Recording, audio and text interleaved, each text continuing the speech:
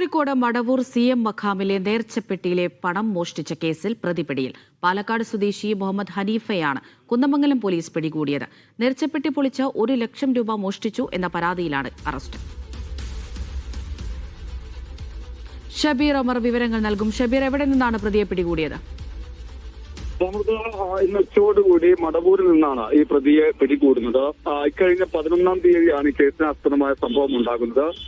CM മക്കാമിലെ Madavoor CM മക്കാം ജുമാ മസ്ജിദിനകത്തുള്ള നേർച്ചപ്പെട്ടി പൊളിച്ച് ഏതാണ്ട് 1 ലക്ഷത്തോളം രൂപ ഈ പ്രതി മോഷ്ടിച്ചുവെന്നാണ് ഈ മഹല്ല് ഭാരവാഹി കുന്നമംഗലം പോലീസിൽ പരാതി നൽകിയത്. തുടർന്ന് CCTV ദൃശ്യങ്ങളടക്കം പരിശോധിച്ച പോലീസ് ഈ പ്രതി സഞ്ചരിച്ച സ്കൂട്ടർ കണ്ടെത്തിയിരുന്നു. ഇതിന് പിന്നാലെയാണ് ഏതാണ്ട് 10 ദിവസത്തിന് ശേഷം ഇയാളെ പിടികൂടിയിരിക്കുന്നത്. പാലക്കാട് സ്വദേശി മുഹമ്മദ് ഹനീഫയാണ് ഈ പണം മോഷ്ടിച്ചത് എന്നാണ് കുന്നമംഗലം പോലീസ് പറയുന്നത്. ഇയാൾ ഇപ്പോൾ പോലീസ് സ്റ്റേഷനിൽ അറസ്റ്റ് രേഖപ്പെടുത്തി കോടതിയിൽ ഹാജരാക്കുമെന്നാണ് പോലീസ് പറയുന്നത്. അമൃത.